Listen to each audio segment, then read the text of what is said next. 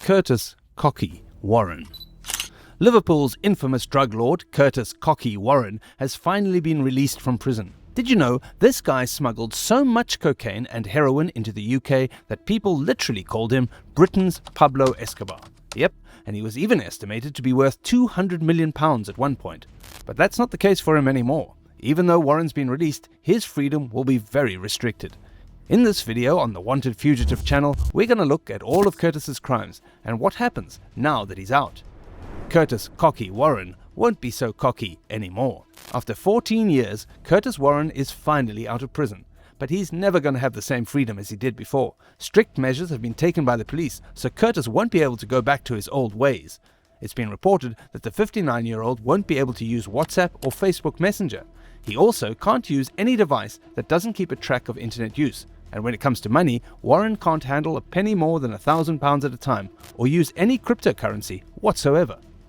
His travelling will also be very restricted. He can apply for a British passport, but he'll need to tell the NCA all the details of his plans at least a week before, even if he's just planning on going to Scotland.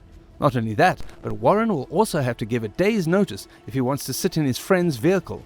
With all these restrictions, it's safe to say that Curtis is going to have a hard time continuing his drug empire. Well, at least that's what the police are hoping for, anyway. What did Curtis Warren even do? Curtis had always been involved with crime since he was just 12 years old. At first there were things like stealing a car or assault, but it only got worse as he grew up. After he was released from prison for attacking a prostitute, Curtis started working as a bouncer. This is what started his drug trading business. As a bouncer, he had the power to control who came in and who didn't. It put him in the perfect position to get right in the middle of everything and run a drug business on the side without drawing any extra eyes. He could get everything done right under everyone's noses, with the customers coming to him every night, and still be at his very legitimate job, juggling the legit with the not so legit at the same time. 500 kilograms of cocaine. And so, by the time Warren was just 22, he was already selling cannabis and ecstasy on a regular basis. But he earned his title of Britain's Pablo Escobar during the 1980s when he teamed up with Brian Charrington and went to Venezuela. These two arranged a system to import cocaine by sealing them inside lead ingots. This made it difficult for the authorities to detect the drugs with X-ray. At first they got away with it, but the police managed to find out about the drugs later on when the shipment landed in the UK. The authorities had a feeling the drugs were somewhere. The shipment from Venezuela arrived at Felixstowe on the Caribe in October 1991, exactly as the British had been told. Customs searched through the boat, containers and ingots. They even drilled a hole in several of the lead barrels to confirm their stability. They gave up after finding nothing. The tip from Venezuela's capital, Caracas, about drugs hidden among a shipment of metal must have been a dud. The shipment was waved through the port and out onto the highway because there was no reason to impound it. But what the search team didn't realize was that the intelligence was correct, and they were only inches away from one of the largest drug busts ever seen on British soil, a massive 500 kilograms of cocaine. Only 1 month after the transaction, Charrington revealed it to his police handlers, stating he was hired to launder the money, at least 70 million in profit, and had no part in the shipping. Warren was gone by the time the police and customs were notified of the shipment. However, the authorities would soon have the chance to bring the plotters to justice. With the first shipment on the streets of Britain and the money rolling in, a second order was placed. This time, the smugglers went all out, hiding 900 kilograms, £150 million worth, in lead ingots. Customs were prepared for it. Charrington had informed them through his handlers that the drugs would be inside the metal once more. The information was correct, and this time the customs did find the drugs. As the net tightened around the conspirators, Charrington boasted that the gang now knew the drugs had been found and fled to Spain. Operation Singer launched its operations on March 29, 1992. In a series of raids, the main players, including Warren, were apprehended. Charrington believed that his tip-off would spare him, but Cleveland Police and Customs, to whom he was providing the information, nonetheless detained and charged him. However, they later found out that Charrington was actually a police informant for the Northeast Regional Crime Squad, and because of all the information he had, all charges against him were dropped. And so was the case. With the case against them gone, Warren was acquitted of all charges too. Apparently, as he was released, Warren actually walked past the HM Customs agent and said, "I'm off to spend my £87 million from the first shipment, and you can't effing touch me." If you have been enjoying the video so far, make sure to hit the like button and subscribe so you can keep up with more crime stories. Moving on. The Holland ordeal. After the trial, Warren went back to Liverpool, but the city was in the middle of a literal gang war. Because of this, there was a lot of police activity happening there, and Warren knew he had to get out if he wanted to continue his drug dealing.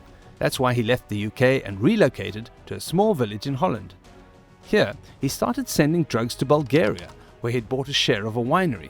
Apparently, his plan was to suspend the cocaine in red wine, then ship it to Liverpool, where he would take it out of the liquid. But the Dutch police found 400 kilograms of cocaine that was meant to go to Bulgaria. They also found a bunch of other stuff, like 1,500 kilograms of cannabis, 50 kilograms of ecstasy, and 60 kilograms of heroin. Everything combined was worth over £125 million. Warren was convicted of trying to mastermind a huge drug shipment from the Netherlands to the UK and sentenced to 12 years in prison. While he was in Dutch maximum security prison, Warren did something way worse than smuggling drugs. In September of 1999, the drug lord had a huge fight with convicted murderer Cemal Kuklu, who was serving a 20-year sentence. Apparently, Kuklu initiated the whole thing by yelling and swearing at Warren. At one point, he got up and tried to punch Warren in the face, but he dodged it. Obviously, after this, the fight got pretty serious, and Warren kicked Kuklu on the head 4 times. He managed to get up, only to get hit in the head once again, but this time, he didn't get up. The man was rushed to the hospital, where he later died from his injuries. Despite being guilty of manslaughter, Warren was only jailed for an additional 4 years after claiming self-defense. The Jersey open market. Warren was later released from the Netherlands in 2007, but he wasn't done with smuggling drugs just yet. Just a couple of weeks later, Warren flew to Jersey and planned to smuggle £1 million worth of cannabis into the state. At the time, drugs were 3 times the price in Jersey compared to the UK, which is why he, along with a few of his accomplices, planned to sell the drugs on the streets. But what Warren didn't know was that his every move was being watched by the Jersey police and the Serious Organised Crime Agency. He was arrested not too long after and taken to HMP Belmarsh, one of UK's most secure prisons. In the end, Curtis Warren was sentenced to 13 years in prison. Incarcerated, but running a drug empire anyway. Back in 2013, prosecutors actually alleged that Warren was still in control of a £198 million drug empire from the safety of his jail cell. According to them, he was able to get hold of some cocaine from various parts of South America, hash from Morocco, and heroin from Turkey and Iran. He started selling the drugs in Liverpool, Moscow, Australia, and Brazil. Apparently, Warren was bragging about how he could make £15 million of drugs cash in just a week. In 1996, Dutch financial investigators claimed that Warren made a drugs profit of £12 million in 3 months, although the numbers didn't actually take into account the multi-million-pound heroin and cannabis jobs or cocaine trafficking he was in control of in the background. In November 2013, Warren was ordered to pay a £198 million confiscation order, or he would face another 10 years in prison. That's one of the biggest confiscation orders ever made in Europe. He claimed that he was completely penniless, even though he's bragging about making money just a little while before. So, by March 2014, he'd lost the appeal over his failure to pay the order, so he had to stay in prison. The entertainment aspect. Although Warren now has to deal with a whole bunch of restrictions despite being out of prison, he still has a lot of opportunities that are basically waiting for him. While he was still behind bars, Warren was sent a lot of letters from producers who were offering to make documentaries and movies based on his crimes.